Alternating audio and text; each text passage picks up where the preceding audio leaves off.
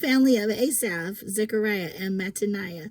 From the family of Heman, Jehiel and Shimei. From the family of Jeduthun, Shemaiah and Uzziel. These men called together their fellow Levites, and they all purified themselves. Then they began to cleanse the temple of the Lord, just as the king had commanded. They were careful to follow all the Lord's instructions in their work. The priests went into the sanctuary of the temple of the Lord to cleanse it, and they took out to the temple courtyard all the defiled things they found. From there, the Levites carted it all out to the Kidron Valley. They began the work in early spring on the first day of the new year, and in 8 days they had reached the entry room of the Lord's temple. Wow. Then they purified the temple of the Lord itself, which took another 8 days. So the entire task was completed in 16 days. The temple of rededication. And I think the number 8 means new beginnings. So that's kind of telling. Cool. All right. The temple rededication.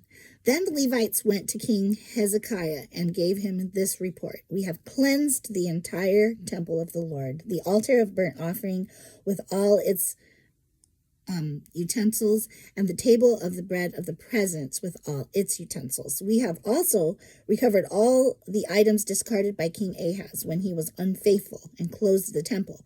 They are now in front of the altar of the Lord, purified and ready for use. Early the next morning, King Hezekiah gathered the city officials and went to the temple of the Lord. They brought 7 bulls, 7 rams. This is a longer chapter. We're like halfway there. And 7 male lambs as a burnt offering, together with 7 male goats as a sin offering for the kingdom, for the temple, and for Judah.